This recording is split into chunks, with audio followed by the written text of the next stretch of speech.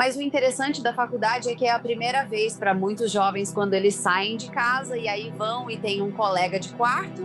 É, e eu me vi porque muita coisa acontece comigo à noite. E eu fiquei tipo, como é que vai ser isso? Como vou lidar com isso? Ah, vocês...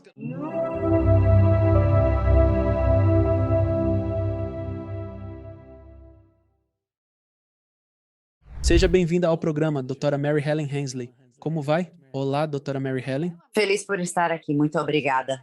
Sim, sim. Eu realmente desejava que pudéssemos ter gravado toda a cena da sua chegada aqui. Já estava tarde, foi agradável, mas muito obrigado. Comecei. Espera aí, acabei de sair do trabalho e estou uma bagunça. Agradeço muito por você vir ao programa e compartilhar sua jornada, mensagem e história com nossa audiência. Então, minha primeira pergunta é: como era a sua vida antes da sua experiência de quase morte? Como era? Era interessante. Sou uma dessas pessoas que teve uma experiência de quase morte, meio o sorvete e a cereja e a bandeirinha e o guarda-chuva no topo do bolo, porque minha vida foi incomum desde o início. O que foi, o que foi legal no acidente de carro, algo raro de ouvir, a parte divertida de quebrar o pescoço e morrer, foi a liberdade que eu tive quando voltei. E foi uma liberdade de mim mesma, uma liberdade de crescer no cinturão bíblico, né? Porque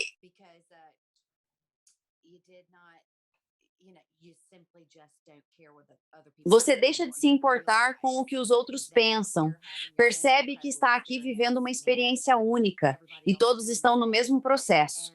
As opiniões alheias sobre você, suas ações, crenças ou sua realidade são só isso, opiniões vistas pela lente deles. E é tudo o que eles têm, a própria perspectiva. Você aprende rápido, reflete sobre quanto da sua vida foi julgada pela visão limitada de alguém por uma única lente.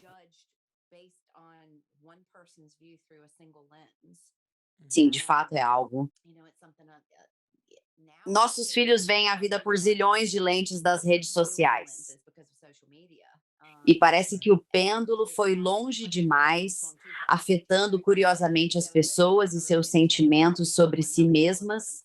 Mas em 1991, para mim, era uma experiência tão libertadora. Não que eu não fosse selvagem, louco e divertido antes, mas eu tinha acabado de sair dos meus primeiros tempos. O que podia fazer era legal e eu gostei. E era algo que, quando criança, eu comemorava. Era estranho porque meus pais não me permitiam falar sobre isso. Então, sobre o que exatamente falamos? Começou desde o nascimento. Meu pai recebeu uma visita na gravidez da minha mãe, porque foram informados que minha mãe teve rubéola alemã no primeiro trimestre. E basicamente eles disseram assim: olha, pessoal, entendam que se o bebê sobreviver, nem tudo vai estar bem. E vocês precisam aceitar isso. Então, meu pai, que é um pastor batista do Sul, aliás, ele recebeu uma visita inusitada, não de anjos comuns. Referiu-se ao visitante como um ser celestial, pois lhe faltavam palavras para descrevê-lo, com palavras do seu universo, paradigma e perspectiva únicos, que o visitavam. Assim ele os chamava de seres celestiais. Creio que eram seus guias espirituais, sinceramente. Mas então quando eles vieram e disseram, você vai ter uma filha agora, lembre-se, isso foi em 1969, você vai ter uma filha. E não havia ultrassom na época. Então eles não sabiam que eu era menina. E eles estavam, tipo, esses dois estavam, tipo, ela vai ter habilidades incomuns e vocês vão ter que ajudar a desenvolver isso. Então imagine, você é um ministro em 1969. Onde tudo o que estamos falando agora é um pouco mais de conhecimento comum. E há coisas como reencarnação, karma, meditação e coisas do tipo. Nós falamos sobre isso agora. Extremo Sul, exatamente, o filme do Stephen King. Então consegue imaginar? Ai, meu Deus. É. Então tem aquela música sinistra ao fundo e o pregador tá tipo, beleza. Mas o que era interessante para os meus pais é que aqueles primeiros anos da minha vida, eles estavam meio que observando e aguardando. Imagine que alguém te disse: será que ela vai começar a levitar? Ela pode voar pelo quarto? O que está acontecendo aqui? Bem, o que realmente aconteceu foi: o meu melhor amigo de infância era o pai da minha mãe, o Dr. Garland Clark. Era cirurgião do Kentucky, cara incrível. E ele era meu tudo, e ele faria. Toda noite ele me colocava na cama com histórias. Ele era simplesmente tão grande parte da minha vida. Então eu contava aos meus pais, chamamos ele de juiz, era o apelido, foi o que o juiz falou. Isso é, entende? E eles só acenavam e sorriam, algo assim. Então, tive a conversa que chamo de mesa de cozinha, pois lembro bem. Aos 4 anos, minha memória gravou isso na cozinha. Ser chamado à mesa pelo meu pai era sério.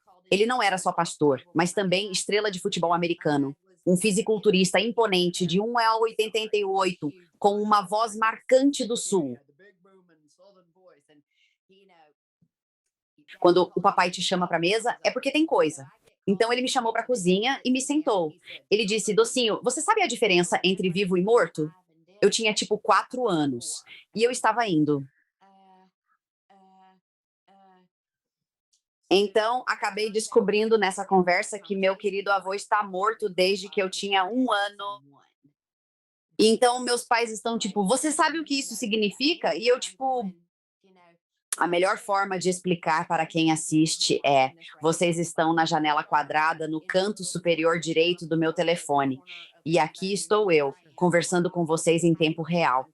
Na minha psique e realidade, nada diz que vocês não são reais, certo? Estou plenamente ciente de que você está em Austin e estou falando com alguém real. Mas só tenho aquele carinha 2D meio desleixado falando no canto ali. Mas a minha realidade e investimento é saber, crer e perceber que você é real. Poderia ser invenção da minha imaginação. Estou apresentando meu podcast sozinho. Ok. Mas era assim com o juiz. Quando perguntam como não sabia, ele era muito. Igual sei falando com minha mãe na Virgínia pelo FaceTime, e que eu sei que ela está realmente lá. Eu sei como é aquela cozinha, sei o cheiro que tem. Eu conheço aquele roupão que ela está usando. Vejo os brincos dela. Sei que é uma pessoa real. Era bem parecido, só que nunca conheci juiz. Na memória consciente. Ele me segurou quando eu era bebê e acho que eu tinha 11 meses quando ele faleceu. E então tínhamos esse laço e ele aparecia e tínhamos conversas em tempo real, assim como você e eu estamos tendo, o que se estendeu até a minha vida adulta. Não há uma noite que passe sem que a gente se despeça. É realmente muito legal. É relacionamento que temos. Ele está bem informado dos acontecimentos. Conversamos como você e eu agora. As pessoas se surpreendem, tipo, o quê? Tenho acesso a essa realidade, uma linha direta com o plano de existência dele.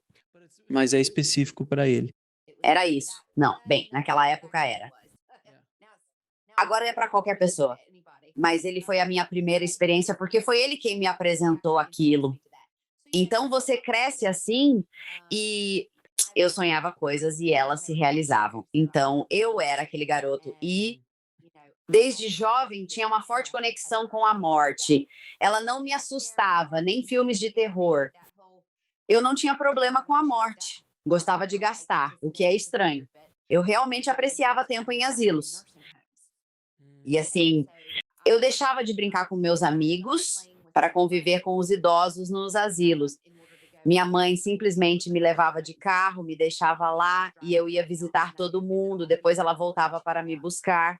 É lá que eu queria estar. Eu os amava. Amava a sabedoria deles, mas também amava o que eu podia ver ao redor deles. O que você via ao redor deles? Bem, há a ideia de que, quando alguém está em transição ou morrendo, é como se um interruptor de luz fosse diminuindo e a energia e a força vital se esvaíssem. Mas é o contrário. É como um grandioso show de fogos de artifício.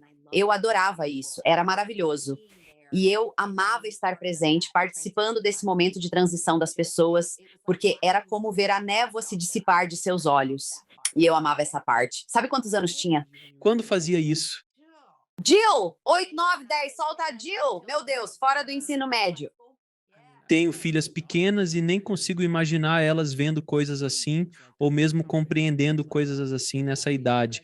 Acho que, obviamente, você era um pouco mais uma alma antiga, como dizem. Assim compreendia muitas coisas naturalmente. Ao se revelar. Isso ocorreu devido às suas explicações. Ele claramente previu minha vida sabendo antes de mim. Assim, ele retornou, dedicando tempo para esclarecer como tudo aconteceria. Então, papai, claro, ele era um pastor. Então, tinha os funerais e ele não podia saber o que alguém queria no elogio fúnebre antes de morrer. Eu ajudava escrevendo o elogio ao conversar com o falecido. Você cresceu em um lar batista do Sul, e seu pai era batista no final dos anos 60, começo dos 70, quando em 69 surgiu um ser celestial. Como ele lidou com isso? Porque isso não está dentro dos limites da caixa dele.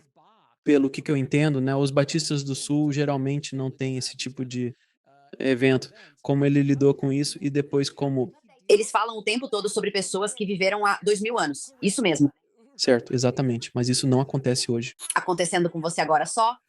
Como ele lidou com isso e depois como ele e seus pais reagiram a você. Sua mãe meio que acreditava? Minha mãe encantou-se, pois, lembra, o juiz era seu pai, certo?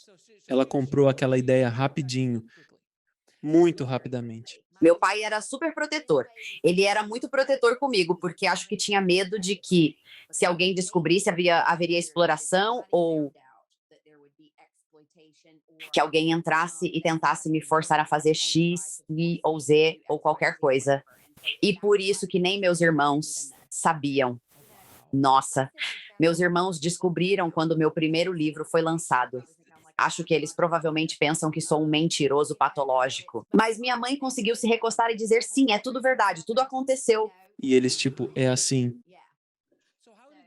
passar pela vida no ensino médio, já que é difícil o suficiente, com apenas a vida normal, mas podendo ver as coisas que você conseguia ver ao redor das pessoas, e sentir energias e frequências e coisas do tipo. Como você lidou psicologicamente com tudo isso? Bem, aqui voltamos a responder sua pergunta inicial. Penso que isso é incrível.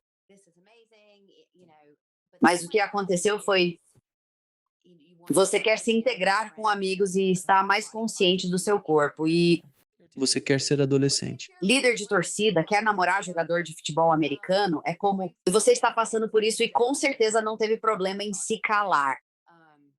E então, ao chegar na faculdade, claro, você quer se encaixar. Mas o interessante da faculdade é isso. É a primeira vez que muitos jovens saem de casa para morar com um colega de quarto, pois é. Agora, me encontro numa situação, pois à noite acontecem muitas coisas comigo, e fiquei pensando: como será? Como vou lidar com isso? Como isso vai funcionar? Rapidamente sofro de insônia, tenho 53 anos e desde os 18 e então aí eu tirava cochilos rápidos. Aproveitava para dormir quando meu colega de quarto tinha aula ou algo do tipo. Depois ficava acordado quase a noite inteira. Até hoje, não me deito antes das 2 e acordo várias vezes à noite. Foi um hábito que adquiri cedo. E assim, minha colega de quarto começa, sei lá, a perceber algo antes de irmos tão longe. Tina, você fala dormindo. E eu, tipo, é. Eu sei disso. E então, ela foi a primeira pessoa para quem eu contei. Fora do seu pai e da sua mãe? Fora do meu pai e da minha mãe. Pai e mãe. Eles me contaram e eu contei a eles simultaneamente, mas nunca pude simplesmente sair e contar a alguém. Sentia que, por morar com essa pessoa, não sabia o que aconteceria. Eu vejo pessoas mortas, cara. Você não tem ideia. É, e 6 centavos, querido. Preciso contar a ela. Ok, eis o que acontece. E ela foi tipo: que demais. E foi isso. Recebi uma resposta positiva e voltei ao que fazia, mas ainda assim, eu não queria ser o estranho naquele momento tanto assim. E não era porque eu realmente me importava tanto com o que as pessoas pensam. Era mais pela incapacidade delas de entender o que eu realmente podia fazer. Eu não tinha as habilidades naquela fase para ajudá-los emocionalmente. Aprendi isso muito rápido. Na verdade, uma garota que morava no andar de cima, o pai dela tinha morrido quando ela tinha 12 anos. E então, um dia, ela desceu até o nosso quarto, bateu na porta e estava chorando. E nós ficamos tipo, ei, o que está acontecendo? E ela disse, meu Deus, eu tenho uma coisa que meu pai me deu. Eram esses pequenos brincos de diamante e ela tinha perdido um. Ela estava muito chateada. Claro, subimos, reviramos o quarto juntos, ajudamos, ela estava abalada. Naquela noite fui dormir e este homem entra vestido dos pés à cabeça. O uniforme da Marinha, o branco, tipo de academia naval. Uniforme branco, só branco, uniforme branco, dos pés à cabeça. E ele se apresentou e era o pai dela. E eu fiquei tipo, e aí, sabe? E ele explicou o quanto aqueles brincos eram importantes para ela. Era a única lembrança que ela tinha. E ela ainda não estava pronta para se desapegar disso. E eu fiquei tipo, tá bom. Então ele me disse onde estava. E eu fiquei tipo, ok, isso vai ser interessante. Então eu tive que encontrar um jeito de ir buscar essa coisa sem contar para ela, porque percebi naquele momento, e poderia ser uma via de mão dupla também, que talvez eu não estivesse preparado para ser quem explicasse isso a ela da maneira certa, porque, quer dizer, imagina só. Ei, eu estava dormindo ontem à noite e seu pai falecido apareceu e me disse onde estava o seu brinco. Estamos, tipo, isso foi num sonho ou aconteceu aqui no quarto? Foi quase uma visita. Você estava dormindo ou acordado? Foi aquele tipo estranho de meio termo. Entendi. Nunca sei o que é realmente aquele espaço intermediário, mas é isso aí. Enfim, subi e encontrei o brinco. E estava num lugar tão improvável. E eu realmente tive que me esforçar muito para pegá-lo. Morávamos em dormitórios velhos com tábuas de madeira e radiadores barulhentos. Ele caíra na fresta sob um pedaço de madeira. Ah, Jesus, você nunca vai achar. Sim, sim. Então, ela sacou. E me vi sentado lá, tipo, ah, não, não era assim que eu queria que acontecesse. Então ela diz: não tem como você saber que estava lá. Qual é? E eu, tipo, meu Deus, tive que contar para ela. Lembro do rosto dela, da cabeça balançando e do lábio tremendo. É aquele momento em que, neste ponto da minha vida, depois de milhares e milhares de sessões de cura com pessoas, eu entendo o diálogo e sei o que fazer. Aos 18 anos, eu não tinha vocabulário para isso. E foi desconfortável. E eu acho que ela não saiu comigo, muito depois disso, claro. Da racha de brinco, mas há muito mais. E então meio que gostamos. Sim, isso a assustou. E eu fiquei tipo, ah, não, agora tem o feedback negativo. Você faz algo, assusta alguém. E a pessoa que você gostava sai da sua vida. E eu estou partindo. Minha colega de quarto e eu éramos líderes de torcida. Ela sabia de tudo. Dávamos boas risadas e eu via os placares dos jogos de basquete. Imagine se apostasse. Devíamos anotar alguns. E os colocava em um envelope, jogando na gaveta de cuecas. A gente torcia sim. Depois todos voltavam ao nosso quarto, abríamos uma cerveja e era quase um ritual engraçado, algo que eu fazia. Abríamos o envelope e lá estava o placar do jogo e todos ficavam tipo, não é possível. Isso é incrível, mas todo mundo tá meio bêbado, então ninguém nunca pensou nada. Era real, né? Sim, sim, sim, sim. Droga, o que era meio inofensivo e era como numa válvula de escape. Certo, então você está passando por tudo até agora. Sua vida era fascinante antes da experiência de quase morte. Experiências assim costumam concentrar toda a existência de uma pessoa. Porém, você já me contou todas essas histórias incríveis, então você estava certo ao dizer inicialmente: olha, minha vida já era interessante antes da experiência de quase morte. E foi mesmo. Então, o que ocorreu nessa experiência? Bem, pense nisso. Sou líder de torcida, anoto resultados de basquete na gaveta de lingerie e bebo cervejas com a grande revelação. Claro, é assim que uso meu dom incrível para servir a humanidade. Desculpe, desculpe. Sendo justa, você estava na faculdade. Somos todos idiotas no ensino médio e universidade. A grande reviravolta da história é que eu tinha armado tudo comigo mesma. Eu devia saber que tipo de personalidade eu traria, mas eu tinha combinado comigo mesma que se eu chegasse aos 21 anos, porque geralmente considerava-se a maioridade humana no mundo ocidental onde fui criada, e assim eu havia feito um pacto comigo mesma. Se eu não conseguisse encontrar meu caminho, iria empregar esses dons a serviço, para criar, para deixar o lugar em melhor estado do que quando o encontrei. Que se eu não tivesse feito isso, então eu organizei esse evento para me dar um chute no traseiro. E foi exatamente o que aconteceu. Então, em 14 de dezembro de 1991, eu morava em Charleston, na Carolina do Sul, e estava morando lá com meu namorado. E claro, quando você namora o mesmo cara desde a faculdade e após a formatura continuam juntos, ao ponto de sua mãe já escolher as porcelanas do casamento. As roupinhas de bebê já foram escolhidas. Você entendeu? Totalmente. É isso, sim. Tá rolando mesmo. Então, eu me mudei para Charleston porque a gente ainda estava junto e eu trabalhava numa empresa de placas e eu não estava fazendo, vendendo ou mesmo desenhando placas com o meu diploma de design gráfico. Eu estava limpando e esfregando o chão porque não conseguia um emprego. E foi a melhor coisa que aconteceu, porque as pessoas lá eram. Você olha para trás na sua vida e pensa: meu Deus, eles realmente entenderam esse mundo no qual eu estava prestes a entrar. Eles disseram umas coisas que, na verdade, eu me lembro de estar jantando uma vez e eles soltaram essa frase. Era algo sobre a Bíblia. E eu fiquei tipo. E eu lembro que fiquei, nossa, porque eu era aquela criança que cresceu na escola dominical e no grupo de jovens, sempre com a mão levantada, pensando: isso não faz sentido.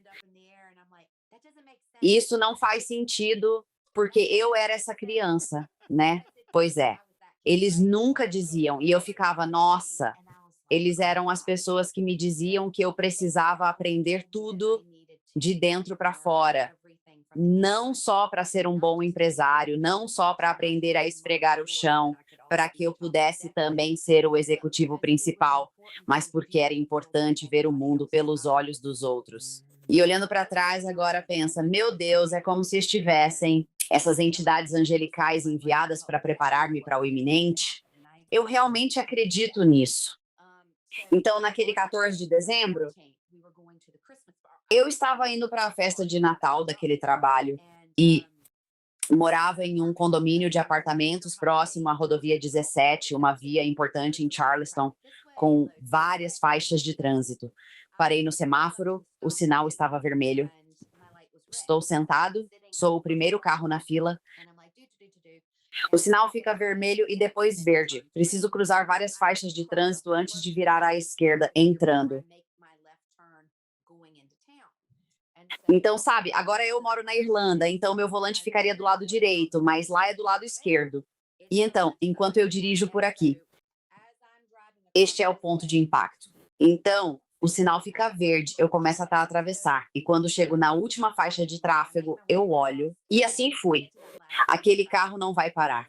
Vejo o carro vindo rápido na minha direção e, de repente, do nada, tudo desacelera até quase rastejar. Uma parada total. E eu estou ali sentado. Eu não estava com medo, não estava perturbado.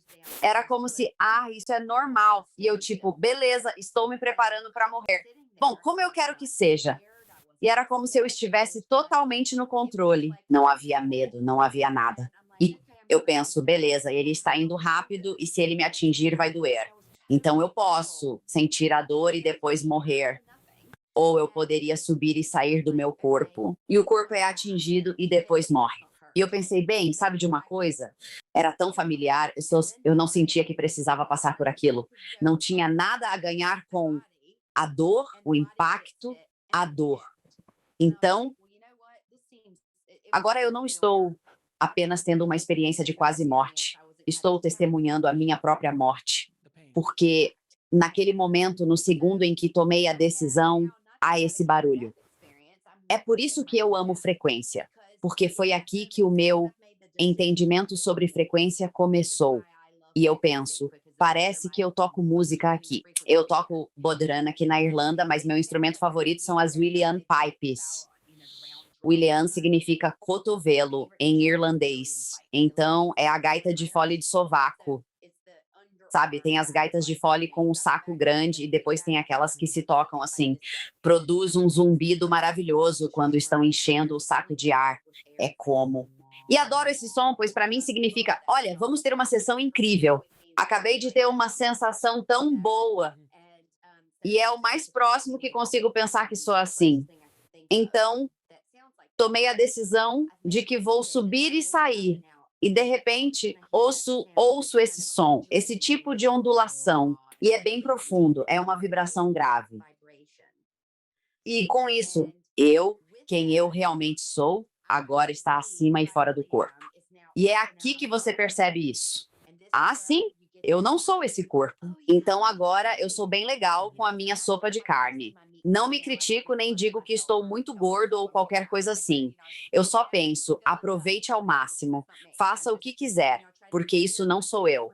Eu tento cuidar bem do meu traje quando posso, mas também me divirto com ele. Estou de pé e em movimento, percebendo o som aumentar.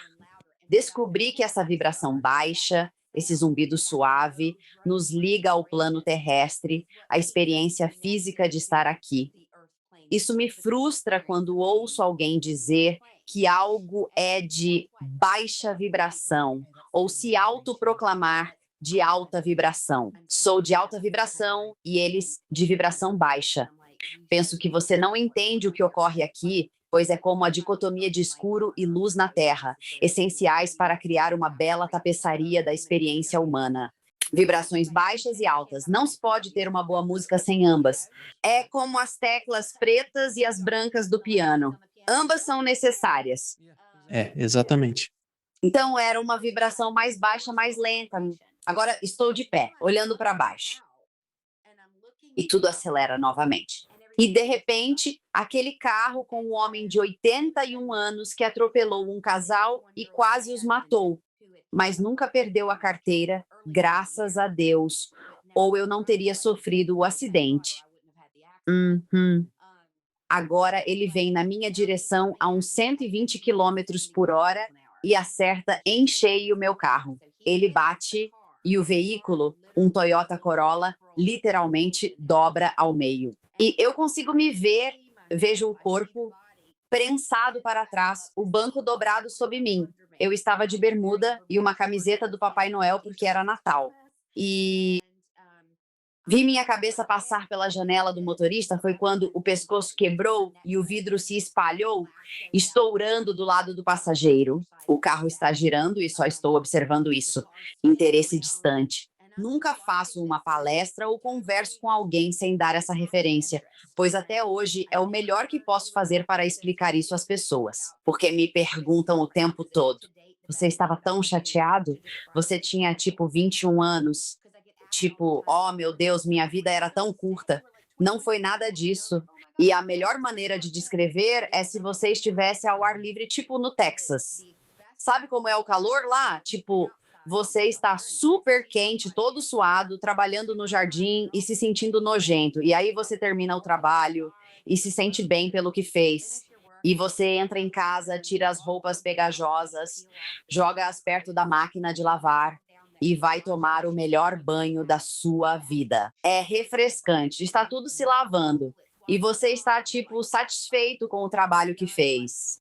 E a última coisa em que você pensa quando está passando o shampoo é nas roupas ao lado da máquina de lavar. É, você está certo. Então, eu nem pensei duas vezes, e isso é a verdade. Estou observando o corpo e vejo que foi exatamente assim. Inanimado. Era apenas um corpo, era apenas um monte de roupas ao lado da máquina de lavar. Se você já esteve numa manhã gelada e saiu para aquecer o carro, E você vai, liga o carro e o aquecedor está funcionando, e talvez você esteja usando os limpadores para tirar a geada. E o rádio está ligado para um transeunte. O carro parece vivo, mas não há motorista. Então sabemos que o carro não está vivo. E não diríamos, meu Deus, o pobre carro agora está morto. Era assim com o corpo. Era como se você visse tudo tão claramente. Nossa, eu não sou esse corpo. E foi incrível.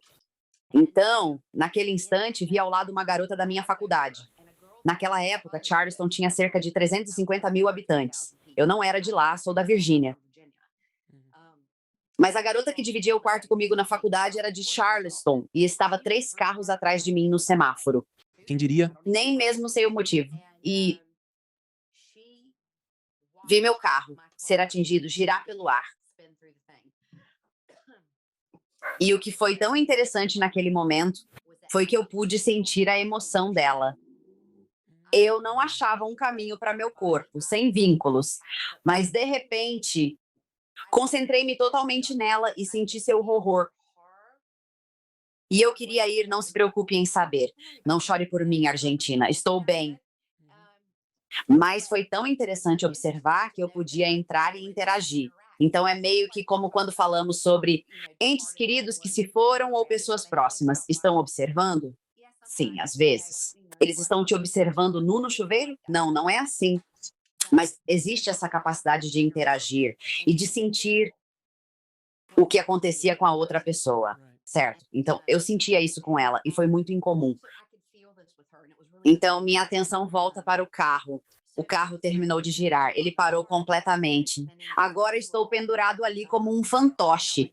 E, né, não sei quanto tempo passou, mas o suficiente para que uma ambulância foi chamada e um cara chega depois e se aproxima e ele alcança pelo lado do passageiro do carro e desliga o motor. E então eu me lembro de vê-lo muito claramente e vi uma senhora que correu e colocou o número dela no CS, o banco do passageiro, e depois saiu correndo, o que eu achei estranho, porque ela faria isso. Ela devia ter algum compromisso, talvez não quisesse se envolver. Então, assim que isso aconteceu, de repente, aquele zumbido baixo começou a mudar de tom. E então eu pude ouvir isso, o que eu sempre chamo de música das lanças, porque era simplesmente lindo. Eu tenho tentado recriar isso a minha vida adulta inteira. Como descreveu o indescritível, claro, foi incrível. E havia apenas essa sensação maravilhosa e tudo está acelerando. E eu acho que é aqui que outras pessoas que tiveram a experiência falam sobre o túnel de luz e que talvez seja mais rápido, mais lento. Não entendo por que não vivi isso como eles, mas parecia que estava aqui e de repente estava lá. Já ouvi pessoas falando disso. Sim, outras pessoas. Ouvi falar disso. Um espaço muito escuro, onde há uma luz ao longe, mas é como um vazio imenso. Mas havia muito amor. Mas uma coisa que ouvi várias vezes de pessoas que tiveram experiências de quase morte é que elas pensam em um lugar e imediatamente estão lá. Então, acabei de falar com uma, mais cedo, hoje, que disse: Eu estava aqui, vi que havia um fundo, estava na escuridão, vi a luz ao fundo, mas parecia que estava a anos-luz de distância. Mas quando eu disse: Ei, quero estar lá, eu estava lá. E foi assim, instantâneo. Então presumo que é isso a que se refere. É exatamente isso que ocorreu, mas o estranho é o lugar onde aterrissei. Com certeza, eu nunca vi isso neste mundo. Era o nada. E definitivamente não era nada do que me ensinaram a acreditar. Porque lembre-se, você pode imaginar com o que fui inundado crescendo na igreja e com essa ideia de como o céu parecia e como Deus parecia e tudo mais. Mas era engraçado porque, para o meu pai, sendo um ministro, ele não era um fanático religioso. Meu pai era técnico e jogador de futebol. E ele tinha esse programa, toda manhã de domingo, que ouvíamos antes de ir para a igreja, chamado Futebol Antes e Depois, que falava sobre seus jogos de futebol da sexta à noite, de modo que aquele homem podia ficar no púlpito e fazer as analogias esportivas mais incríveis, o que é porque suas congregações estavam sempre cheias. E ele era um orador incrível. E sim, era incrível. E então, ele não era do tipo mais santo que você, nem fazíamos sermões de fogo e enxofre. Ele era assim, ele apontava para mim desse jeito e dizia: querida, nem precisamos falar sobre o inferno, porque isso não vai ser um problema. E era meio que: eu espero que você vá para cá e é para lá que você vai, porque você vai se comportar direitinho. Era muito engraçado. O jeito dele abordar isso era engraçado. Então você está nessa luz, acho. Está na luz agora. Sim. Então agora eu pousei no espaço e estou tipo, o que é isso? Porque a atmosfera era palpável, mas a cor, eu adoraria poder recriar a cor e não consigo visualizá-la imediatamente na mente. Era como um caramelo acobreado, brilho perolado de opala. Essa era a atmosfera. E de repente você está assim, então para e pensa. Peraí, eu não tenho um corpo, mas tenho forma. Então, tipo, tá bom. A grande sacada aqui é, pessoal, sim, eu ainda sabia quem eu era. Uhul! Porque, sejamos honestos, não importa se és cristão, budista, muçulmano ou outro. Todos, na experiência humana, sentirão medo ou dúvidas em algum momento. Eu simplesmente deixo de existir ao fim de tudo? Isso é parte de ser humano? Não, absolutamente não. A resposta é um retumbante não. Você não deixa de existir e sabe bem o que fez. O que acontece depois é tipo, ah, sim, eu esqueci. É como pausar a realidade para jogar banco imobiliário. Você se imerge totalmente jogando banco imobiliário com amigos. Você não é um sapato, ele não é um cachorro, não dá para comprar o Parque da Sorte com uma nota rosa de US$ 500, mas você está envolvido, jogando e fazendo acontecer, depois guarda e pensa: ah, isso é a realidade. Ou será isso é a realidade? Então existem múltiplas realidades acontecendo ao mesmo tempo. E aí você está nesse espaço e é tipo, meu Deus, ah, sim. Então eu nem saberia dizer. Quanto tempo fiquei lá? Quem sabe? Provavelmente uns 15 minutos terrestres. Então eu tô nesse espaço e eu só tô sentindo. E isso para mim era onde todo o amor estava. E nossa, meu Deus. Ah, sim, eu lembro. Eu sou o infinito. Eu sou maravilhoso. Isso é incrível. E então aquela atmosfera começa a se formar diante de mim. E é aqui que fica interessante, porque eu estava tipo, as formas se delineiam e parecem dois homens idosos. E ao longo dos anos isso tem sido tão engraçado, as pessoas ficam tipo, claro que eram homens idosos no patriarcal. E eu fico tipo, não, eu adorava os idosos. Eu adorava os idosos, claro, eles tomariam um shake por mim. Claro, quando criança não tinha a compreensão ou sensação de um mundo dominado por homens ou mulheres. Eu simplesmente adorava idosos e eles assumiram essa forma para mim. É interessante, pois muitos que tiveram experiências de quase morte dizem que aparece quem mais querem ver. Para você foram os idosos, para outros, Jesus. Alguns veem Buda, outros gurus como Yogananda ou Babaji. Depende do que você é, pelo menos nesta vida e nesta encarnação, está acostumado. E fazer você se sentir à vontade aqui. Para você eram os idosos, para outros é diferente. Cadê Jesus? Vocês me disseram Jesus ia estar aqui e não tinha Jesus. E aí eu vou, juiz, onde você está? O juiz não estava lá, né? Porque me permitiam ter minha própria experiência. E então eles chegam e dão um passo à frente e foi tão maravilhoso. Ah, isso me dá. Já contei essa história 5.000 vezes, mas sinto arrepios todas as vezes que penso nisso, porque naquele momento eles estão esperando tão pacientemente. Nossa, sério, eles esperavam que eu os reconhecesse, mas eu não conseguia. E eu estava tipo, e eu penso, nem sei que conheço vocês, mas não tenho certeza de como. Sei que amo vocês, mas não sei por quê, entendem? De repente, eles ficaram sentados até que eu me lembrasse. E aí, pá, caiu a ficha. E eu fiquei tipo, pá, retorno triunfal. De todos os retornos, essa foi a sensação mais maravilhosa do mundo. Você se banha nesse amor tão grande que é impossível imaginar. É algo que nem consigo descrever para você. Eles devem ter sido os mais confiáveis, me amando desde o início dos tempos, porque em seguida veio a revisão da minha vida. E parece tão clichê, mas não é clichê. Não é o que você espera. Não se vê isso em filme. E é aqui que minha percepção da realidade foi despedaçada. Estou neste espaço e, de repente, é como se a atmosfera se abrisse em 360 graus ao meu redor. Tipo cinema IMAX. Você poderia imaginar que faria um retrospecto da sua vida de maneira cronológica, revivendo cada acontecimento em sequência, mas não foi dessa forma. Estou com 4 anos, sentada à mesa da cozinha em conversa. Aos 11, recebo o Autobahn Bismarck, meu primeiro cão bulldog. Aos 17, sou violentada durante a visita à universidade onde estudaria. Com 16, estou tirando minha carteira de motorista.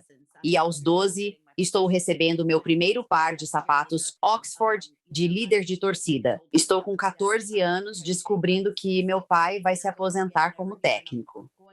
Aqui estou com 16 anos de novo, indo para a nova escola onde meu pai vai se tornar o diretor e estou deixando a escola, com todos os colegas com quem cresci. E há essa inteira série de eventos acontecendo ao mesmo tempo. E fico atordoado com isso, pois agora há o conceito de vida simultânea. Assim, vivo simultaneamente na minha experiência de vida, naquele instante. Foi uma loucura. Então, é como se, nossa, eu não fosse nada disso, mas ao mesmo tempo eu fosse tudo isso. Posso fazer uma pergunta, porém? Porque isso é realmente interessante. E eu já ouvi esse conceito em textos antigos e coisas do tipo, onde todos nós vivemos nossas vidas todas ao mesmo tempo. Então, tipo, minha situação de 60 anos está acontecendo agora, como era a minha situação aos 10 anos, e agora aos 48 está se desenrolando agora enquanto conversamos. É por isso que frequentemente podemos perceber quando você vê, eu vejo o seu futuro, quando um vidente chega e diz, isso vai acontecer, aquilo vai acontecer, é porque essas são as impressões do que está por vir, do seu ponto de vista. Mas a qualquer momento temos livre-arbítrio, então poderíamos, teoricamente, agora mesmo, me incendiar na sua frente. Eu tenho a escolha de fazer isso. Não vou fazer, mas eu poderia fazer algo assim. Mas é improvável que eu faça algo assim, embora eu tenha o livre-arbítrio para fazer. E às vezes as almas se desviem do caminho. Eles simplesmente se desviam. E então, todos nós, ao nos desviar, nossos guias ou o universo, como dizem, estão lá para empurrar, dar um toque ou soco na cara para voltarmos ao caminho. E às vezes não percebemos isso nesta vida. Talvez tenhamos que voltar de outra forma. Não é necessariamente o caminho errado, porque uma das coisas que acontece, seres humanos, é que onde a evolução realmente falhou conosco é que nos tornamos uma espécie que acredita que se estamos desconfortáveis, isso é errado. Que se estamos ofendidos, isso é errado. Se estamos com dor, isso é errado. Se fazemos uma escolha ruim que resulta em um estupro, como no meu caso, eu me desviei. Eu nunca tinha bebido na minha vida, certo? Fui criada na casa de um pregador. E então, quando estou visitando faculdades, me vejo em uma festa universitária, bebendo vodka de um soro de hospital. Ah, Jesus, eu estava totalmente bêbada, claro. Então, quando um cara fala, ei, deixa eu mostrar algo, eu aceito. Depois entro e sou atacada por um grupo. Me identifico? Sim, e já ajudei muitos com essa história. Você nem imagina. Então, se me identifico com algo, é com tudo isso. Estou feliz que aconteceu. Posso dizer o mesmo para você. Poderia falar desta garrafa de água, contar, sem vínculo vibracional com a experiência, exceto, graças a Deus, porque desencadeou uma série de eventos. Então, me deixe perguntar, pois é realmente crucial. Estou ansioso para saber sua visão. Como você se desvencilha de um evento extremamente traumático na sua vida? O que você descreveu tão casualmente é incrivelmente traumático. E eu nem sou mulher. Ainda assim, quando você falou isso tão descompromissadamente, eu fiquei chocado pensando. Ela disse o que eu entendi? Por que tem filhas? É verdade.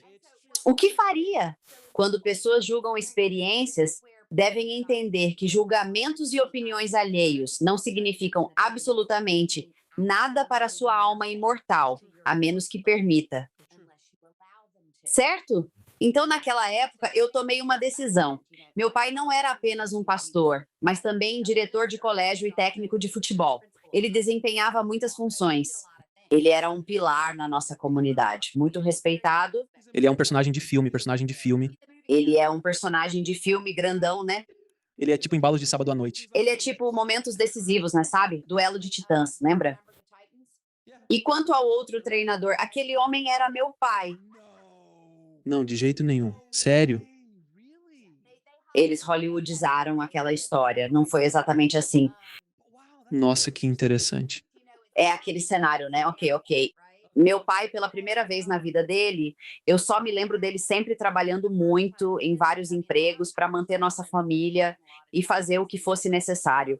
E ele era o técnico, né? O pregador, o diretor e tudo mais. Aí ele recebeu a proposta de ser o diretor de uma escola particular. E claro, eu pensava no dinheiro e nos snobs, porque eu cresci com os moleques da cidade, estudei no sistema de ensino de Martinsville. E claro, meu pai estava agora fortemente sugerindo que eu fosse para essa escola nos meus últimos 2 anos. Imagina deixar todos os seus amigos de uma vida e ir várias vezes, e eles todos são os filhos dos ricos, né? E eu, sinceramente, não estou nada feliz com isso. E então, para meu pai, o dinheiro e a mudança para nossa família foram enormes. E eu, com a cabeça de um jovem de 16 anos, estou super irritado com tudo isso.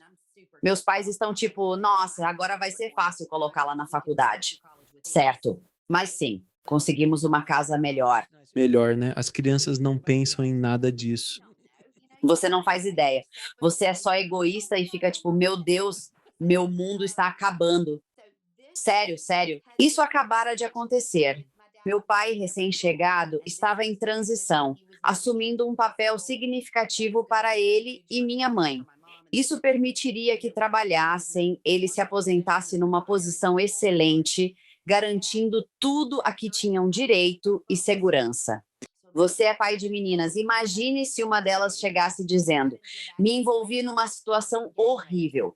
Fui vítima de estupro coletivo e sei quem são eles. O que faria? Enfrentaria um grande dilema moral. Você enrolaria suas mãos em seus pescoços frágeis e os partiria. Sim, eu ligaria talvez para alguns amigos que conheço que faz esse tipo de coisa. Eu sabia bastante. Não fui prejudicado. Meu avô, juiz em experiências de comunicação com os mortos e afins, me ensinou bastante para saber que nenhum mal me atingiu. O verdadeiro eu permaneceu intacto. Dentro do corpo físico, claro. Danificaram meu carro temporariamente, mas o motorista, eu estava bem.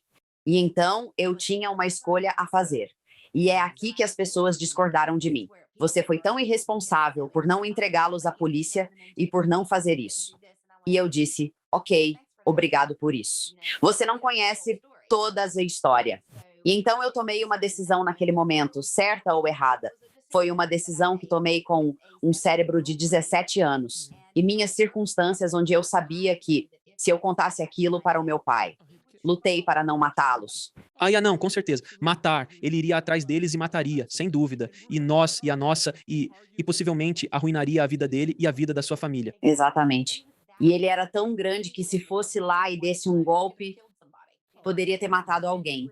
Era facilmente um cavalheiro. E eu não suportava a ideia de colocá-lo nessa situação. E sou mãe. Sou mãe solteira de 2 meninas e conheço esse sentimento. Do que é isso?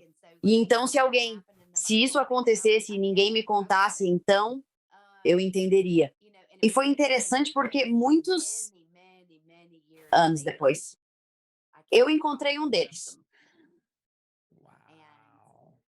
Ele veio até mim e me apresentou a sua família,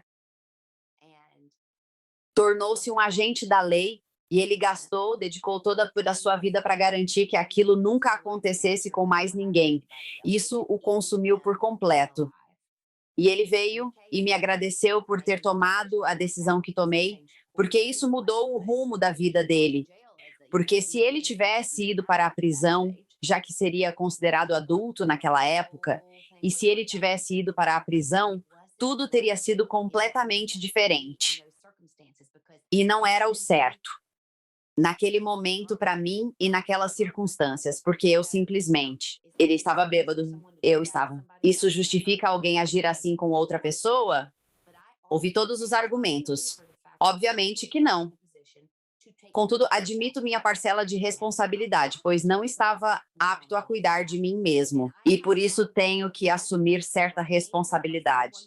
E tenho a oportunidade de destruir o restante da história de vida de alguém. Se eu for, veja o que fez comigo. Bem, veja o que fizemos comigo, é como vi, certo? E eu sentei e pensei muito sobre o que eu ia fazer, e aquilo era o certo para mim. E ele sofreu, tipo, ele passou pelo próprio inferno, sabe? E então ele finalmente conseguiu dar a volta por cima e acabou fazendo algo. E ele vive em serviço às pessoas e tem uma família linda. E eu fiquei tipo, sim. Será essa da resposta certa para toda situação? Não. Mas é a minha. E adivinha, de mais ninguém. Podem criticar à vontade. Era minha história. O que eu desejava naquelas circunstâncias. Um dos presentes mais lindos após passar pela experiência de quase morte foi voltar. E isso não me afeta. Se quem ouve acredita, me acha louco, discorda das minhas escolhas ou pensa que eu deveria ter agido diferente, não me importo. Não me importo. Sou alguém amoroso que se faz presente. Trabalho arduamente, vivo plenamente. Realizei uma viagem maravilhosa de 2 semanas pelo Reino Unido com minha mãe de 93 anos e foi muito divertido. Dedico-me intensamente aos meus pacientes no consultório, estando sempre atento a eles. Faço sessões de cura, escrevo meus. Sei que sou pai, mãe, faço algumas boas escolhas, outras terríveis, é só a experiência Mary Helen, e por isso não me incomodo de forma alguma com a opinião de outra pessoa, porque sei de onde vem toda a minha intenção. Não farei sempre o certo, mas pretendo estar presente e atuar no que puder para servir bem a situação. Às vezes é desconfortável, mas é no desconforto que crescemos, apesar de não gostarmos dessa sensação. Da mesma forma que na academia, onde é necessário romper as fibras musculares para que possam se fortalecer e crescer, você tem que enfrentar a dor para que a transformação ocorra. Isso é indiscutível. Agora retomemos o assunto da sua experiência de quase morte. Estamos falando sobre isso. Eu fui ao McDonald's. É fascinante. Vamos voltar à parte em que você estava morto. Você vivia sua vida, certo? Eu havia recém-falecido. Recém-falecido. Então, você está passando por uma revisão completa da vida, onde está sentindo, inclusive, toda a dor que você pode ter causado a outras pessoas? Com certeza. E foi incrível. Não era sentir como se fosse uma punição. Era muito mais como uma atriz avaliando uma atuação que estava em vídeo e você estava assistindo. Sabe como é? Ah, essa é uma ótima analogia. Adorei isso, foi incrível. Eu estava tipo, sei o que aconteceu ali. Acabei de viver isso, claro que sabia o que ia acontecer. Então você sente essa ansiedade e essa sensação crescendo dentro de você. Nossa, sim. É aquele momento em que olhamos para essas grandes coisas e pensamos que, eu salvei o mundo e fiz isso e aquilo. São as coisinhas, coisinhas bem pequenas. Essas são as coisas que importam. É pegar essa garrafa de água, movê-la de cá para lá. São esses pequenos momentos intencionais de reconhecer que estou realmente me movendo fisicamente. Estou vivenciando ciência e física e espiritualidade e falando com todos vocês ao mesmo tempo. É estar presente naquele breve instante. E então, você assiste e pensa: sei a escolha que fiz. Falei algo para uma garota. Não era maldoso crescendo, mas falei algo ruim. Ainda me lembro disso. Tenho 53 anos, certo? Uhum. Pois é. Crescendo na igreja, as pessoas são batizadas e nessa toda confusão, o que acontece é, pessoal, no mundo batista, uma criança de qualquer idade pode tomar essa decisão. Tem outras partes onde alguém vai e é batizado. Seu corpo foi consagrado e pertence a Deus e essas coisas. E na Igreja Batista, você toma a decisão de entregar sua vida a Jesus Cristo, seu Senhor e Salvador, e faz aquela caminhada até o altar e depois vai para o grande mergulho. Certo? Certo. Então eu tinha 11 anos e A pequena Amy Whelan se levantou e fez aquela caminhada da fé. E eu estava de pé no último banco daquela igreja. E gritei com todas as minhas forças: ela está fazendo isso pelo suco e pelo pão. Obrigada. Eu também sou filha do pastor, então imagina. Todo mundo se vira e eu vou ser arrastada para baixo e humana. Eu estava tão brava que ela estava fazendo aquilo. Tipo, ela não deixa uma mãe, ela não sabe nada sobre Jesus. Nossa, fazendo isso pela moral. O que que é a moral? Isso é incrível. E eu sempre disse: ainda tenho a pequena Amy Whelan. E se eu ganhasse na loteria, ela receberia um envelope com 10 mil em dinheiro só por isso. Isso é incrível. É até engraçado agora, mas crianças fazem o que fazem. Esses momentos em que você olha para trás e todas essas coisas incríveis que você acha que está fazendo, é porque você apareceu. Eu costumava chorar porque amo pagar o pedágio para o carro atrás de mim. E isso faz o dia de alguém, e você nunca sabe. É uma coisa tão gentil e fica ótimo no Instagram, e é tudo isso. Mas são também os momentos em que você está realmente presente. Então, quando decidi não denunciar aquele homem, e ele era um dos dois rostos que eu reconhecia do grupo. No instante da decisão, comecei a imaginar um cenário. Eu elaborei mentalmente uma das várias possibilidades de como a vida poderia se desdobrar. E o desdobramento dele, aquela família, aquele papel como agente da lei. Desenrolou-se dependendo da decisão que eu tomaria naquele momento. E eu compareci. Poderia ter chegado de outro modo e tudo teria sido diferente. Teria sido uma vida desperdiçada? Não. Poderia ter sido mais? Sim. E a responsabilidade era minha. Não era só eu aparecendo para perpetuar o próximo nível, o próximo passo. E é isso que importa. É só aparecer, marcar presença nas coisas. Nós julgamos, isso é bom, isso é ruim, você fez a coisa certa, você fez a coisa errada, você causou dor a alguém. As pessoas me causam dor o tempo todo. E eu já fui quem causou dor a elas. Passei por uma situação difícil. Você vai entender isso como pai. Minha filha sofreu muito com bullying quando tinha uns 12 anos. Foi ruim. E ela é uma garota incrível. Ela tem 20 anos agora, mas isso começou um ciclo em nossa vida, claro. E ela passou por essa experiência. E eu estava lá conversando com os professores, conversando com o diretor, com todo mundo. E basicamente, em vez de assumirem que havia um problema de bullying, eles decidiram rotulá-la como uma criança problemática. E ela acabou correspondendo a essa profecia por muito tempo, porque eles escolheram não enfrentar o problema real e começaram a desviar o foco. Nos colocou em um caminho diferente. Nossa, como nós fomos, esticamos, gememos, resmungamos, aprendemos e amamos por causa daquele caminho. Olha para trás e pensa na diretora que iniciou isso. Ela é família. Sua família a adora. O vizinho que conheço bem acha que ela é incrível, adora-a. Ela foi o Satanás na nossa história. Então, quem ela é? Ela é todas elas. A grande revelação é que você é todas as coisas. Somos todas as coisas. Ao julgar ações ou palavras alheias, lembre-se, você é tudo isso. Está vendo 8 bilhões de fragmentos de si, vivenciando a vida de maneiras distintas. E então você quer descer do seu pedestal achando que tem a superioridade moral porque escolheu isso ou aquilo, certo?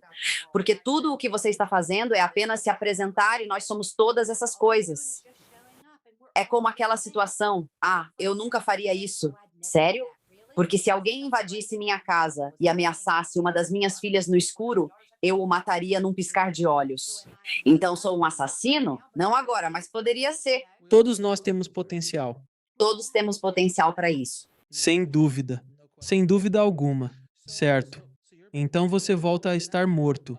Agora nós. Você está revisando sua vida e terminou. A que ponto quis voltar?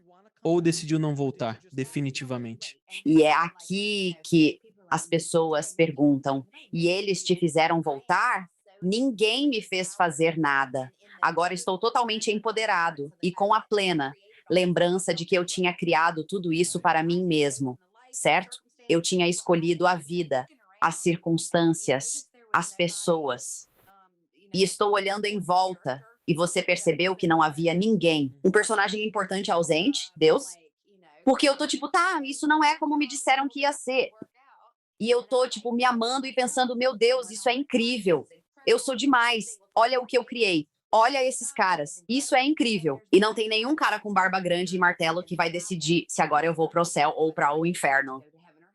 Sem portões perolados, nada deles. O quê? E então percebo, caramba, estou criando isso. Estou cheio dessa energia cósmica incrível, a energia da fonte, que nos torna criadores divinos de nossa história. E penso, isso é incrível.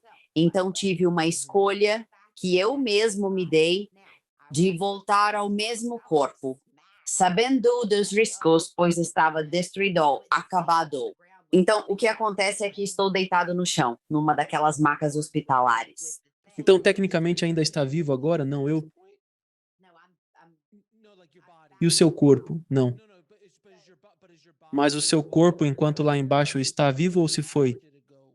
Ah, estava assim, estava realmente começando a reviver naquela fase. Certo, entendi. Então ficou parado por um tempo, né? E então, de qualquer forma, vão ter que me tirar daqui, vivo ou morto. E então, eu sabia que queria voltar, porque na verdade eu gosto bastante desse personagem que eu sou, sabe?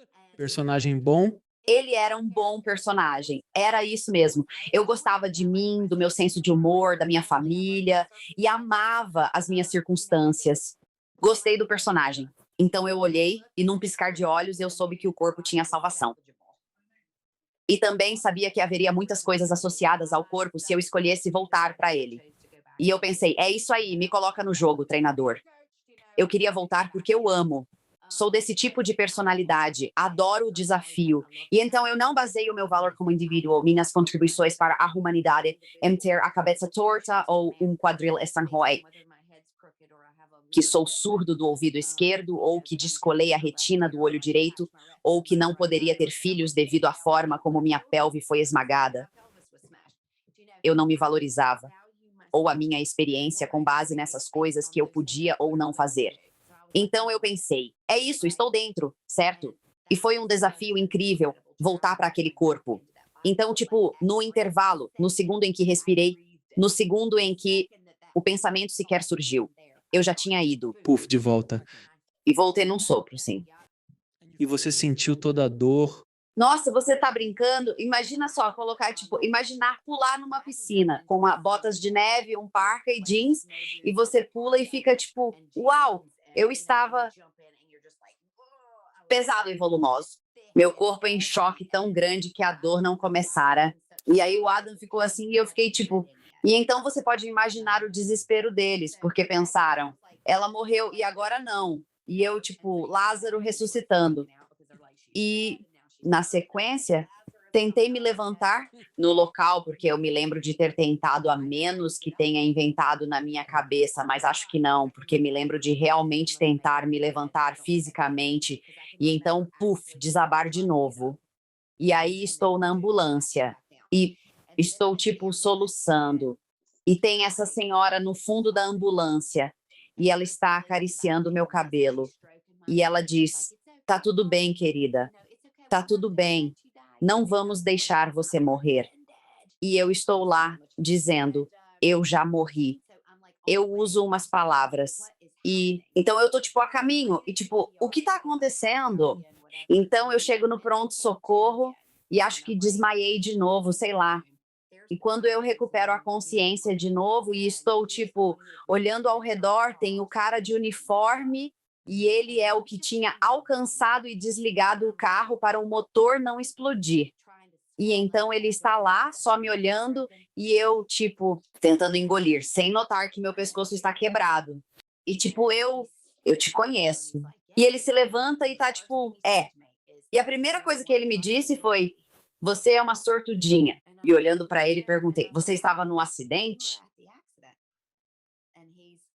Me olhando meio de lado. E eu disse sim, pois você não estava aqui na chegada dele. E ele tá tipo: como você sabe disso? Ele pergunta se lembro algo antes do acidente. Digo que sim, lembro. Minha colega de quarto na faculdade, Min, estava lá. Pergunte a ela. E a senhora que pôs algo no banco dianteiro do carro. Seu amigo está ficando nervoso agora, certo? E ele está tipo assim, moça, você foi esmagada e nós usamos as ferramentas para te tirar. Você estava morta. Não tem como você saber disso. E naquele momento, nós dois percebemos o que tinha acontecido. Foi como se a ficha tivesse caído e ele simplesmente fechou o caderno. E ele tá, tipo, saindo de ré do quarto e imagina a conversa dele no jantar aquela noite. E eu tô, tipo, agora aqui sentada sozinha pensando, caramba, eu estive morta, sabe? O que você faz com isso? E é aí que tudo começa. Foi simplesmente incrível. E era o juiz, o médico morto, que foi quem me disse pouco tempo depois: Você vai estar indo, nós. Ele sempre falava no plural. E eu fiquei tipo: Quem é nós? Quantos de vocês estão aí fora? E ele falou assim: A gente vai te mandar para a escola de quiropraxia. E eu fiquei tipo: Para quê? Eu nem sei o que é isso. Do que a gente está falando aqui? Eu fiquei tipo: Nossa, não são esses caras estranhos de quem todo mundo tira sarro? Eu não quero fazer isso. E eu acabei de me formar em 4 anos de faculdade, certo? E eu fiquei tipo, ei, voltar para a escola, queridinho, não vai rolar. E então ele disse, eu sabia, meus guias já tinham me dito, antes de eu voltar, que se eu escolhesse retornar, as habilidades que eu tinha seriam ampliadas. Eu nunca estaria sozinho, e eu saberia disso. E sempre haveria sinais. Sempre. Marcos visuais, auditivos e palpáveis para me orientar pelo caminho. Eu nunca ficaria pensando, nossa, eu perdi a razão ou algo do tipo. E tem sido assim desde então. E então ele disse: precisamos que você vá para a escola. E o motivo era porque ele conhecia o futuro da medicina. Ele sabia o que estava acontecendo nesse sentido. E ele insistiu para que eu entendesse que, no trabalho de cura que eu faria, era crucial compreender uma filosofia vitalista da vida. Somos mente, corpo e espírito, interdependentes para um funcionamento adequado. Entramos em dificuldades porque o corpo serve ao espírito, não o inverso. Assim, se uma alma tem que aprender lições X e ou Z, o corpo sinaliza com doenças ou problemas mentais, forçando a pessoa a parar. Estamos no comando desse ônibus. Você é o capitão do seu navio e pode navegar como desejar. Pense, quantas pessoas você conhece que enfrentaram o câncer? E você reflete, consciente de que aquilo teve uma base emocional, que aconteceu porque determinadas coisas ocorreram antes. Ou quantas vezes você observou pessoas concluírem um trabalho de uma vida inteira e falecerem pouco tempo depois de se aposentarem? Isso se dá porque elas detêm o controle sobre o que acontece com o próprio corpo. E essa é uma lição que não nos é transmitida. Fomos educados e condicionados a seguir uma abordagem alopática para a saúde, que opera de fora para dentro. Outra pessoa é tida como responsável por mim, pela minha saúde mental, por cuidar de mim, pelo meu bem-estar, pela minha educação. Tô indo, pessoal, acordem, sabem? Existem pessoas que podem ajudar, mas só você é responsável pela sua experiência aqui. E a beleza disso é que você está no comando de como este corpo vai interagir. É como se eu tivesse literalmente passado 2 anos pela mesma pandemia que todos os outros enfrentaram. Com minhas mãos nas pessoas o dia todo, todos os dias, bem de perto, ajustando-as, fazendo isso. Não estou vacinado e não tenho opinião a favor ou contra. Teremos opiniões, mas não me importo com o que as pessoas escolhem fazer ou não fazer. Isso não é da minha conta. Essa é a experiência delas. Estou tendo a minha experiência. E o fascinante foi a quantidade de pessoas que entraram no meu consultório, querendo entrar no meu pequeno mundo e mudar o meu mundo com base nos medos delas ou no que percebiam como suas necessidades. E eu, tipo, esse não é o lugar para você. E elas, tipo, você não pode fazer isso. Eu posso fazer isso. Ali está a porta. Funciona dos dois lados. Eu te amo. Sou grato. Estou feliz por poder servir aqui. Mas não chegue sem saber, compreenda. É como ir a Harvard e exigir aulas de culinária. Sabe de uma coisa? Eles ensinam isso em outra faculdade. Pois eu quero aprender aqui. É meu direito. Aprender a cozinhar aqui. Bem, esta é uma faculdade de direito. Não importa o que seja. Eu quero aprender a cozinhar aqui. Pegue alguns ovos. A gente acha loucura assim, certo? Desejamos estar tão confortáveis que tudo ao nosso redor reflita exatamente quem somos e que esteja, não só moralmente onde queremos, mas em total harmonia com nossas visões sociopolíticas de como o mundo deve funcionar. Tipo, Eca, que graça tem isso, certo? Todo mundo deveria ter exatamente a mesma coisa ou nada. E não deveria haver hierarquia, e toda criança precisa vencer. E assim, como aprendemos e crescemos? Estamos tentando igualar tudo a ponto de ficarmos só gordos, burros e contentes. E eu penso, beleza, se é isso que você escolhe, manda ver, mas não me imponha isso. Então, deixa eu perguntar, estou aqui. Ter a mesma experiência que você tem. Então posso perguntar como suas habilidades mudaram quando você voltou? Você simplesmente sabia disso. Tipo, ah, tá, melhor eu me organizar agora. Recebi o empurrão que precisava. Como suas habilidades mudaram e que tipo de trabalho você está fazendo atualmente com trabalho de frequência e coisas do tipo? Então, primeiramente, estou reabilitando meu corpo inteiro por ter todas essas lesões. Quebrei o pescoço e, assim, tive que me adaptar à vida no novo corpo da Mary Helen, entende? Vou te dizer algo. Se você quer falar sobre a oportunidade perfeita para se fazer de vítima, a oportunidade perfeita para dar desculpas do porquê você não conseguiu fazer X, Y ou Z, ou porque não pôde ser excelente, ou porque não pôde seguir em frente e fazer o que quer que fosse lá. E ninguém teria estranhado. Mas o que realmente aprendi naquela situação é: eu queria ser excelente mesmo sem ninguém olhando. Era um desejo pessoal, não por outros, suas experiências ou por descontos oferecidos. Não comparecia às coisas, pois estava machucada. Sofreu um terrível acidente. Ah, ela passou por um quase óbito. Morreu. Eu não queria ser assim. Eu queria ser alguém que tirasse o máximo proveito de tudo de ruim. Eu queria estar a 100% do que quer que este corpo quebrado pudesse me oferecer. E deixa eu te contar, eu vivi intensamente, certo? E então eu retorno. E de repente, ela que pode falar com os mortos. Agora eu posso tocar alguém. E foi como baixar um disco rígido. E tudo que ocorria com eles em seu estado atual, aflição física, emocional, química ou espiritual, simplesmente me penetrava e afetava. Agora, após tantos anos, nem preciso tocar alguém. Faço isso há muito tempo. Mas, antigamente, quando começou, era só um toque e, puf, lá estava a informação. Ou eu poderia estar em uma vida paralela, ou poderia ser alguém que estava enfrentando esse problema nesta vida. E isso aconteceu lá em 1492. E eu pensava, ah, aqui está. Deixa eu trazer essa parte de você de volta e vamos resolver isso. E foi assim que mudou. E as pessoas ficam tipo, ah, então você consegue curar? Todos nós podemos curar. Todos somos capazes disso. Eu faço isso todo dia. Tem gente que canta diariamente para viver. Não aguentaria na Broadway agora, minha voz não suportaria. Sou um bom cantor, mas minha voz está preparada para a Broadway agora porque eles fazem isso todos os dias da vida deles. Então, todos nós temos habilidades intuitivas. Todos temos a capacidade de mudar nosso estado físico, químico e emocional. Mas nem todo mundo faz isso todos os dias. Eles não praticam isso. Eu pratico todos os dias. Então sou bom nisso. Assim como essa habilidade, bolo puff, da noite para o dia, assim mesmo. Então, é isso que eu faço. Então, junto com esse entendimento de frequência e que todos nós somos apenas frequência e luz acelerada ou desacelerada, de repente percebi, ah, agora sou o mestre da manipulação. Minha avó costumava me chamar de pequeno manipulador quando eu era criança.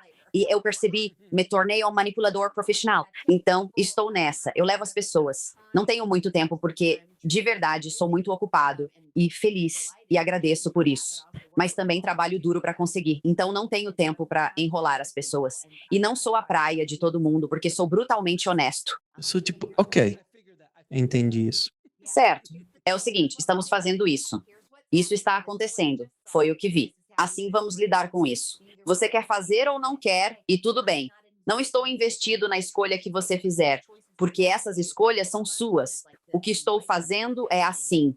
Estou limpando a janela, deixando tudo cristalino e ajudando você. Como um dos meus livros se chama, Entender é o novo curar. Estou trazendo a alguém que está morrendo de câncer um entendimento sobre como chegaram lá. e seguindo em frente. Se está no seu caminho e deseja prosseguir, há uma escolha para se libertar. Eis o que pode fazer. E onde abandonou parte de si, que permite o contínuo esgotamento, enfraquecendo seu físico, sua existência mortal, causando dificuldades na reprodução de células saudáveis e sucumbindo a negatividades. Você faz cura à distância ou é somente do mesmo jeito? É como se eu estivesse falando com você por um, entende? As pessoas acham que não é real, mas ninguém questiona que você está no Texas e eu na Irlanda, conversando em tempo real.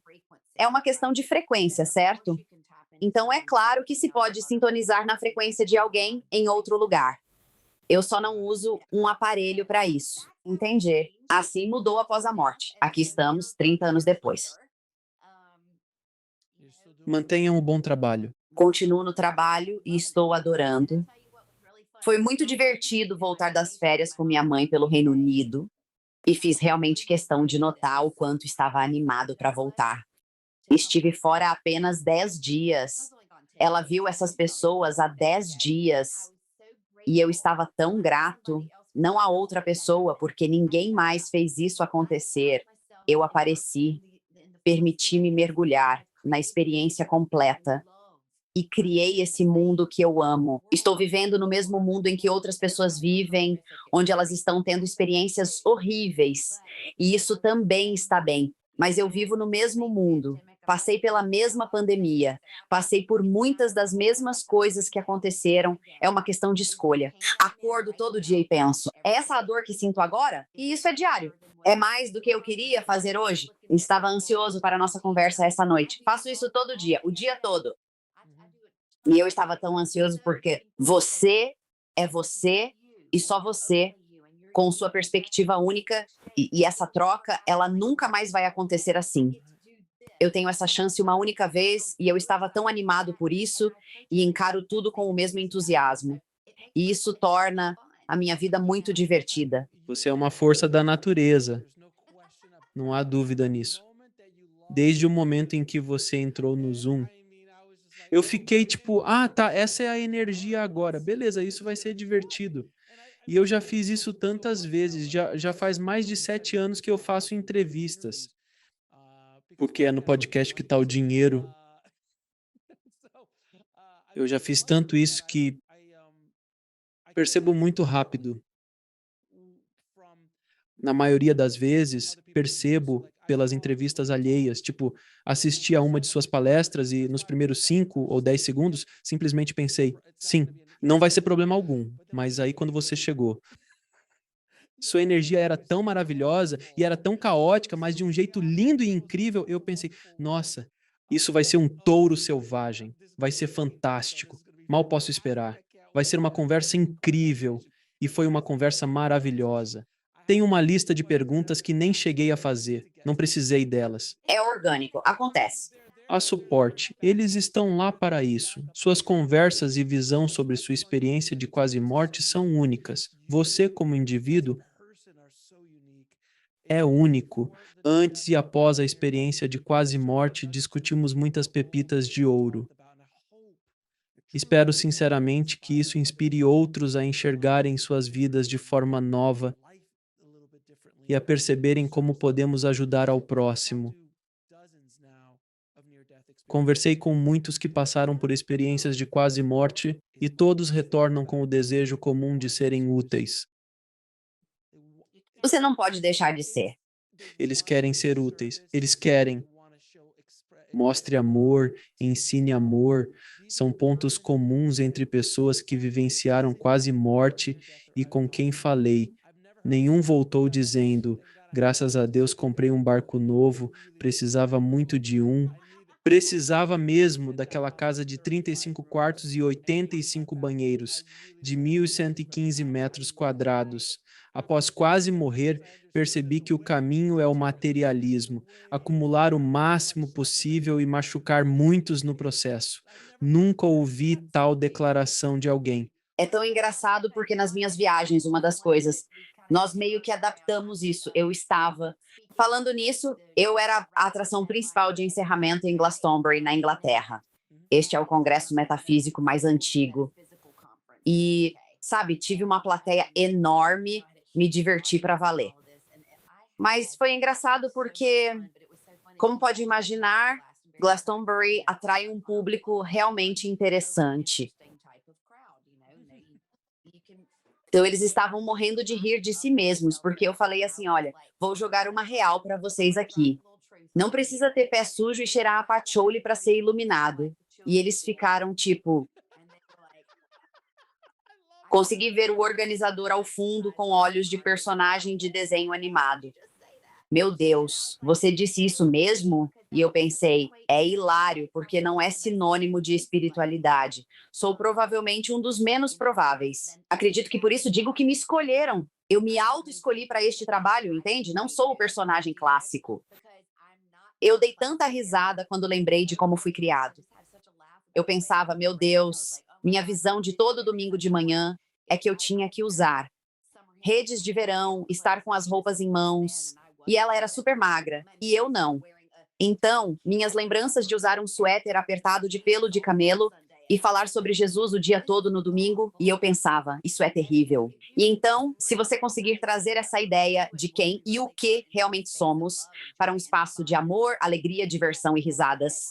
Mas como eu disse, posso ser um pouco teimoso quando alguém chega fingindo que quer melhorar e acaba desperdiçando meu tempo porque se recusa a se esforçar de verdade. E eu vou dizer, eu não sou a pessoa certa para você e eu não sou para todo mundo. Porque eu vou te falar na lata. Foi isso que aconteceu. Aqui é onde você se sabota. E se quiser continuar nesse caminho, é isso que vai precisar fazer. Ou eu vou ser direto. Escuta, estamos no fim da linha, então eu posso te ajudar a passar por esse processo da maneira mais bela e tranquila, ou você pode morrer em um terror horrível. Tipo, a escolha é sua, certo? Exatamente.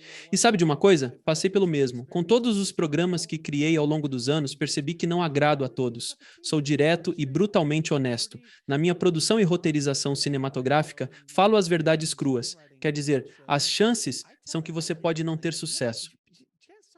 Mas isso não significa que você não possa continuar tentando. E se você vai encarar, é isso que pode esperar. E é a realidade da indústria cinematográfica. Você tem que fazer isso. E as pessoas não querem ouvir isso.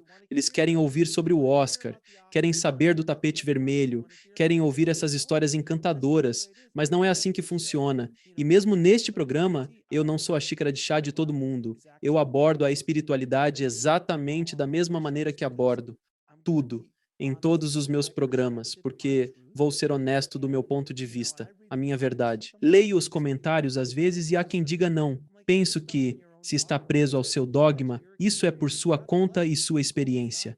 Deus abençoe, vá com Deus, faça o que for melhor para si. Se não sou a voz que procura, busque-a em outro lugar, mas encontre algo que auxilie seu caminho. Mas eu também não sou para todo mundo, então eu entendo completamente o seu ponto de vista a respeito disso, porque eu consigo ver totalmente como você pode desagradar outras pessoas, meu Deus. Eu já esperava isso a quilômetros de distância, desde o momento em que comecei a sentir que, nossa, você ia irritar tanta gente, assim como eu irrito tanta gente por ser como sou. Mas quem capta a nossa mensagem e entende nossa visão, isso as beneficia. E se plantar uma semente em alguém chateado contigo, pelo jeito que falou, ela pode germinar anos mais tarde. Isso se chama paternidade, né? Tem isso também, tipo, se estou chegando, voltarei na próxima, vou fazer stand-up espiritual o tempo todo. É isso aí. Você deve fazer isso. Tirar sarro e zoar. Bem, tenho que dizer que estou fazendo um pouco disso agora e estou gostando bastante porque eu não me abalo com nada. É tipo quando a minha secretária diz: Meu Deus. Ela fala: Percebeu que cortaram seu telefone fixo enquanto estava fora? Eu disse: Sim, esqueci a conta. E ela: O quê? Como? Eu não entendo isso. Você é médico e está fazendo isso e ela não conseguia entender. Eu não ligo. Eu religo quando precisar. Eu simplesmente esqueci de fazer. Não houve má intenção. Não tinha uma história de terror por trás disso. Eu só me diverti nas minhas férias, gastei meu dinheiro e depois voltei. E agora estou trabalhando de novo. As pessoas têm ideias e noções sobre tudo. Não me importo. Quero absorver ao máximo esta experiência, incluindo os momentos desconfortáveis. porque é isso que nos faz crescer. Isso torna tudo real. É isso que nos faz crescer.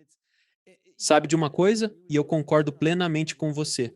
Grande parte da sociedade atualmente quer tornar tudo à prova de bebês. Tudo. Sabe de uma coisa? Você e eu somos da mesma época. Lembro-me de crescer e de quando isso aconteceu comigo na infância. Estava na pré-escola ou jardim de infância. Não tenho certeza qual dos dois.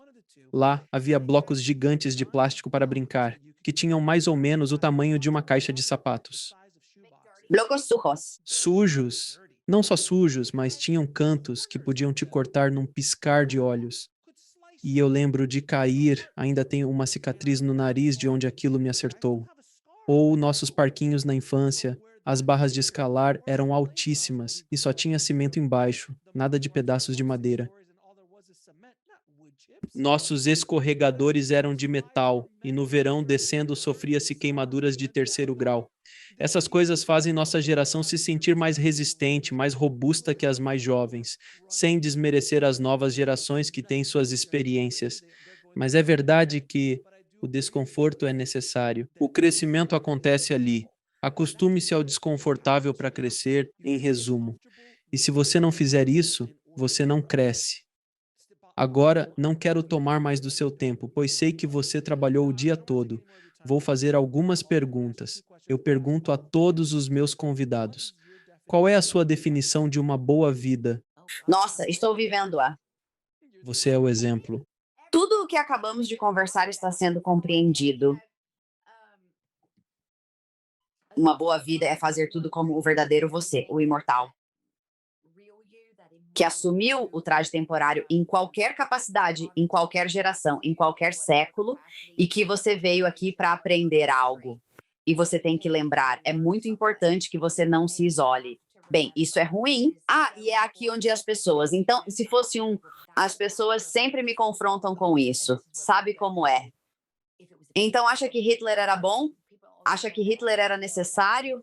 Sim, acredito, em todos eles, sabe? É fascinante, porque quando você trabalha com tantas pessoas quanto eu trabalhei e vê as diferentes experiências que as pessoas têm, seja nesta vida ou em outras vidas, tudo é necessário. Tudo faz parte do crescimento. Tudo faz parte desse quadro. E então, quando você começa a se achar superior, decidindo que é uma pessoa muito boa porque não faz isso, e aquela pessoa faz algo que você particularmente não faz neste momento, você perdeu a noção de si mesmo. Porque todos nós somos o vilão na história de alguém. Todos, né? Absolutamente. E foi quando contava aquela história do diretor da escola. Ela fez de nossas vidas um inferno. Isso não implica que seu marido não a ame ou que família e filhos não a adorem em suas histórias. Ela foi incrível na nossa, nos impulsionando para este caminho. Correto. Assim será você na vida alheia. Nem todos vão gostar de você. Nem todo mundo vai concordar com as escolhas que você faz. E acho que entender isso é onde acontece uma boa vida. Entender o motivo de você estar aqui e o que está fazendo aqui é a nova cura. E qual é a sua missão nesta vida? Estou fazendo isso. Estou vivendo isso todos os dias. Quero errar. Quero tomar ótimas decisões. Quero rir. Quero amar. Então, quer se sentir desconfortável? Tive câncer 2 vezes, um tumor cerebral, quebrei o pescoço e morri. Já passei por tudo isso e ainda estou na ativa. E o simples fato de eu estar vivo e respirando em meio a uma pandemia sem estar vacinado deixa tanta gente irritada. E isso me faz rir. Você acha que eu estou profundamente envolvido no dilema moral do sim ou não, deste ou daquele? Não me importo. Eu faço o meu rolê e você faz o seu. Essa é a beleza, essa é a grande sacada, esse é o presente. É que você percebe que todos nós temos opiniões e escolhas diferentes, e que você segue na sua faixa e faz o seu rolê. Mas se você vai entrar na minha faixa, o que é bem-vindo, não venha aqui e comece a julgar o que eu estou fazendo, porque não é a mesma coisa que você está fazendo, porque aí isso só me mostra que você, na verdade, não entendeu qual é a verdadeira ideia disso tudo. Certo, certo. E então, onde as pessoas podem saber mais sobre você, seus livros e o seu trabalho? MaryHelenHansley.com e dizem que tenho carisma. Destaco-me no mundo dos podcasts. Se me googlar, encontrará bastante. Certamente, existem outras entrevistas por aí, mas esta, sem dúvida, é a melhor de todas, a mais excepcional que você já realizou. Claro, sim, sou a doutora Mary Helen Hensley, de maryhelenhensley.com, autora no Facebook. Você não é difícil de encontrar duas vezes. Não é difícil me encontrar, não. Mary Helen, é um prazer absoluto, revigorante e uma honra conversar hoje. Espero que esta conversa realmente ajude algumas pessoas. E obrigado por não apenas falar bonito, mas também agir de acordo. Então eu te agradeço muito, querida. Agradeço por me deixar falar à vontade e pelo que está fazendo. Obrigado por assistir. Clique em um dos vídeos abaixo para continuar sua jornada e não se esqueça de se inscrever.